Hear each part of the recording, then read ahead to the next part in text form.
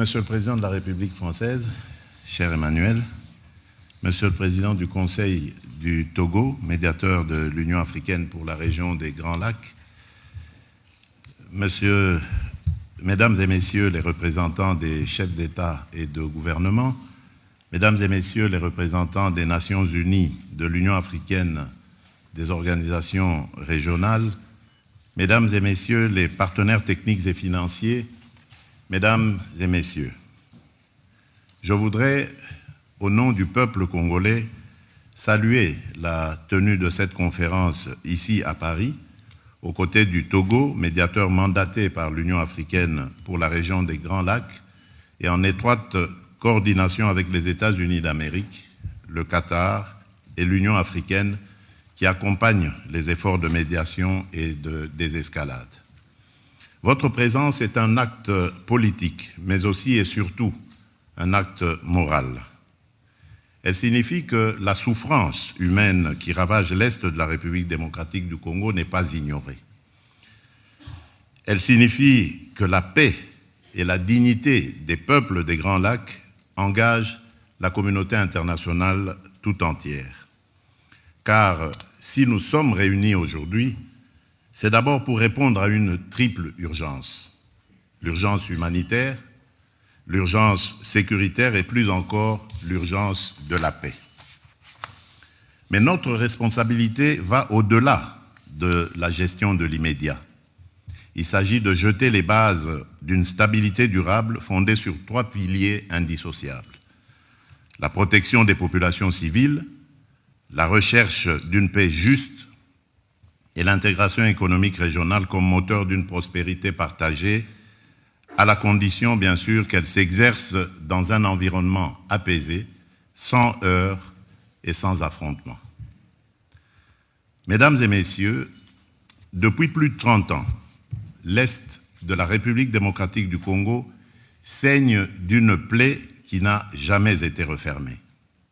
Ce n'est pas une crise passagère, c'est une tragédie qui a déplacé des millions de femmes, d'hommes et d'enfants, détruit des vies, brisé des familles, affaibli le tissu social et compromis l'avenir de toute une génération. La République démocratique du Congo fait aujourd'hui partie des pays les plus durement frappés par les déplacements internes, avec des millions de personnes contraintes de fuir les violences, notamment dans les provinces du Nord et du Sud Kivu. Cette situation dramatique est aggravée par la dégradation des infrastructures, l'insuffisance des financements pour l'aide humanitaire et la recrudescence des maladies. Les besoins sont immenses et immédiats. Protection des civils, prise en charge psychosociale, accès aux soins de santé, continuité éducative, sécurité alimentaire, accès à l'eau potable et à l'assainissement. Les données sont accablantes. En 2024, 26 millions de personnes en République démocratique du Congo étaient en situation d'insécurité alimentaire aiguë et près d'un enfant sur 2 de moins de 5 ans souffrait de malnutrition chronique. À la 45e semaine épidémiologique de 2024, 445 zones de santé sur 519 avaient déjà rapporté des cas de choléra et ou de Mpox. Ces chiffres ne sont pas des abstractions statistiques. Ils décrivent une urgence humanitaire absolue. La crise humanitaire en République démocratique du Congo est liée directement à des actions militaires menées par le groupe armé AFC M23, soutenu sur les plans logistiques, financiers et opérationnels par le Rwanda en violation flagrante de la souveraineté nationale et de l'intégrité territoriale de mon pays. Cette réalité est aujourd'hui documentée et reconnue, et elle a été rappelée par la résolution 2773 du Conseil de sécurité des Nations Unies, qui exige le retrait immédiat et inconditionnel de l'AFC M23 de toutes les zones qu'il occupe, y compris les centres urbains stratégiques, ainsi que le retrait des forces rwandaises du territoire congolais. Cette résolution n'est pas une opinion diplomatique. Elle est un impératif juridique et politique que chacun ici a le devoir de faire respecter. Mesdames et messieurs, depuis le début de cette année, les violences se sont intensifiées avec une brutalité rarement atteinte. Les offensives menées par le M23, l'AFC M23, dans des zones densément peuplées, ont provoqué des affrontements meurtriers et des déplacements massifs. Des villes entières ont été prises, des communautés déracinées, des quartiers vidés de leurs habitants. Les attaques ont visé des camps de déplacés, des hôpitaux, des écoles. Les violences sexuelles et les violences basées sur le genre sont utilisées comme armes de guerre. Des enfants sont recrutés de force. Des convois humanitaires sont pillés. Rien de tout cela n'est acceptable, rien de tout cela n'est défendable. Rien de tout cela ne peut devenir la normalité d'une région à laquelle on demanderait de s'habituer à l'horreur. Les chiffres parlent d'eux-mêmes et ils sont insoutenables. Des millions de personnes déplacées, des foyers forcés à l'exil à répétition, des enfants privés d'école, des femmes mutilées dans leur corps et dans leur dignité, des épidémies de choléra, de rougeole, de mpox et des flambées de maladies infectieuses dans des zones où les structures sanitaires ont été détruites ou abandonnées. Nous sommes face à une crise humanitaire totale, sanitaire, alimentaire, sociale, psychologique, humaine. Je veux ici saluer celles et ceux qui, au prix du danger, continuent d'agir. Les équipes médicales, les humanitaires, les agents des agences des Nations Unies, les ONG internationales, les ONG locales, les structures communautaires, la société civile, les associations de femmes.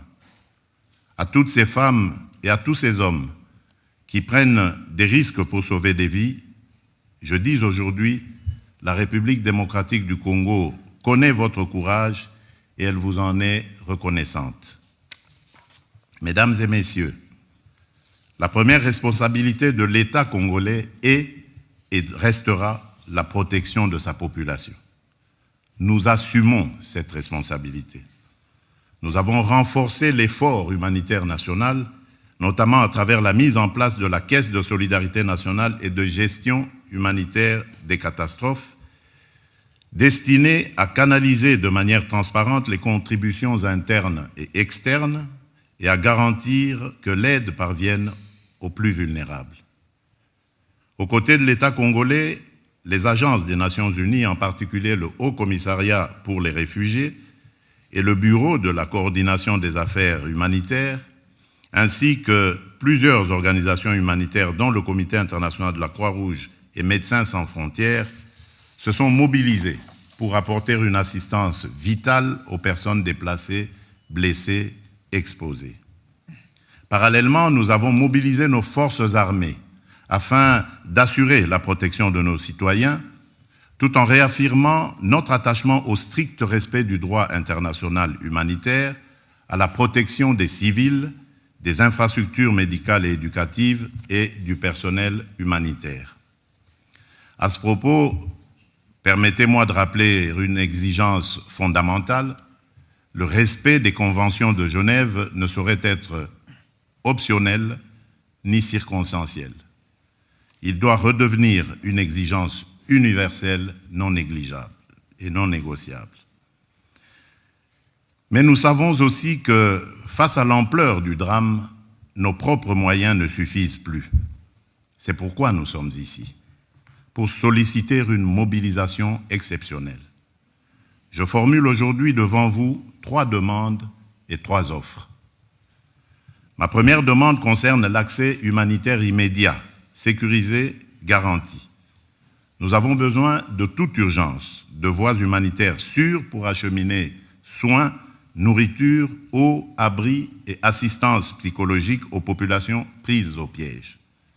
À ce titre, je propose l'établissement d'un corridor humanitaire aérien strictement encadré, permettant le transport des médicaments, des denrées essentielles et la rotation du personnel humanitaire, y compris vers les zones actuellement les plus exposées. Ce mécanisme, placé sous la responsabilité conjointe des Nations Unies et des autorités congolaises, doit être un résultat concret de cette conférence. Ma deuxième demande est un plaidoyer pour un financement massif, rapide, traçable. Le plan de réponse humanitaire des Nations Unies pour l'année 2025 prévoyait une enveloppe de 2,24 milliards de dollars américains destinée à l'assistance vitale de plus de 20 millions de personnes en République démocratique du Congo, dans un contexte déjà marqué par la fragilité et les besoins chroniques, avant même la reprise des hostilités. Ce plan demeure sous-financé. Et chaque jour sans financement, ce sont des vies perdues. Je demande donc un engagement financier additionnel, ciblé, prévisible, qui permette de traiter les besoins vitaux, santé d'urgence, sécurité alimentaire, abri pour les déplacés, protection des survivantes de violences sexuelles, accès à l'eau potable. Ce financement ne doit pas être vu comme une aide ponctuelle, mais comme un investissement pour empêcher l'effondrement humanitaire d'une région stratégique pour la paix du continent. Ma troisième demande touche à l'alignement politique. Je souhaite que chaque partenaire ici présent, chaque État, chaque organisation régionale ou internationale s'engage à soutenir l'application effective de la résolution 2773 du Conseil de sécurité et à appeler clairement et sans ambiguïté au retrait de l'AFCM 23 des zones qui l'occupent et au retrait des forces étrangères non invitées du territoire congolais. Toute paix durable commence par la fin de l'occupation d'une partie du territoire congolais. Là-dessus, il ne peut y avoir ni double langage, ni compromis moral. En contrepartie, la République démocratique du Congo prend devant vous 3 engagements clairs. Premier engagement, reconstruire. Dès la fin des hostilités, nous lancerons un plan d'aide d'urgence pour la reconstruction du Nord Kivu et du Sud Kivu. Ce plan, que nous concevons comme un pacte national et international, intégrera dans une approche concertée, coordonnée et cohérente l'ensemble des programmes et projets destinés à la stabilisation, au relèvement et au développement durable des provinces affectées.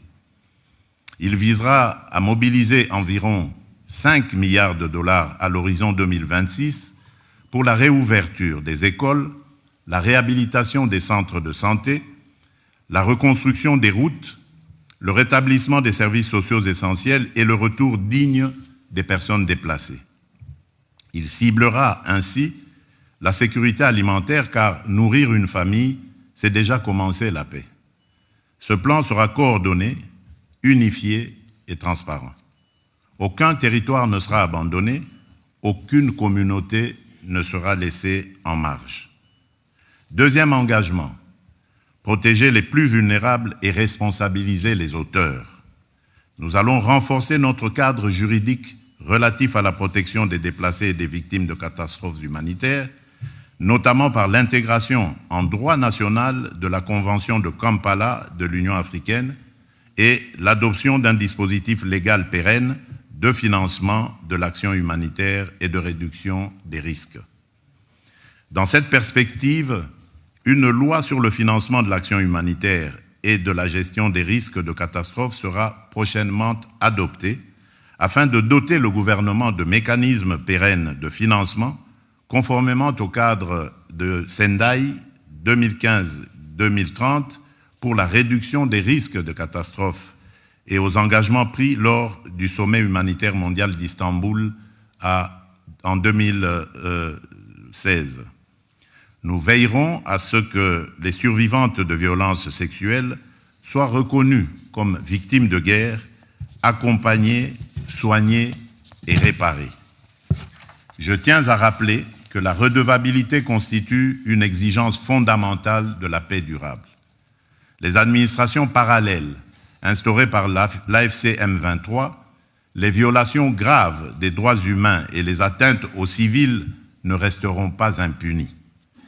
Des poursuites seront engagées dans le respect du droit international contre tous ceux qui se rendent coupables de crimes à l'encontre du peuple congolais. Troisième engagement, transformer la crise en levier de stabilité régionale. Nous ne venons pas seulement demander de l'aide humanitaire, nous venons défendre une vision politique. La paix durable dans les Grands Lacs ne sera possible que si la région choisit l'intégration économique et la prospérité partagée plutôt que le pillage et la prédation. L'avenir de la région ne peut pas être fait de trafics transfrontaliers illégaux d'or, de coltan ou de cobalt, alimentant des groupes armés. Il doit être fait de coopération économique formelle, d'infrastructures interconnectées, d'industrialisation locale, de valeur ajoutée créée sur le continent et d'opportunités offertes à la jeunesse. C'est cela, la paix durable. La sécurité est nécessaire à la prospérité. Mais la prospérité, elle aussi, est une condition de la sécurité. Mesdames et messieurs, ce qui se joue ici à Paris dépasse les frontières de la République démocratique du Congo. Il s'agit de savoir si la communauté internationale est prête à protéger des vies civiles aujourd'hui, pas seulement à commenter leur sort demain. Il s'agit aussi de savoir si nous sommes capables de reconnaître que la paix n'est pas un geste charitable, mais un investissement collectif dans la stabilité d'une région entière de l'Afrique centrale et orientale au cœur des équilibres du continent. Je voudrais, en terminant, m'adresser non seulement au gouvernement, mais au peuple français, au peuple togolais, aux peuples africains, aux peuples amis, à tous ceux qui nous écoutent. Je vous demande une chose simple, ne détournez pas le regard. Derrière chaque statistique que nous citons aujourd'hui, il y a un enfant qui dort sous une bâche au lieu d'un toit. Il y a une mère qui a fui sans rien emporter d'autre sauf la main de son enfant. Il y a une communauté qui refuse de mourir parce qu'elle croit encore en l'idée la plus simple, la plus belle et la plus juste, vivre en paix chez soi. Ce que nous demandons, c'est la vérité. Ce que nous demandons, c'est la justice. Ce que nous demandons, c'est la paix, une paix durable. La République démocratique du Congo prend ses responsabilités. Nous vous demandons aussi de prendre les vôtres. Je vous remercie.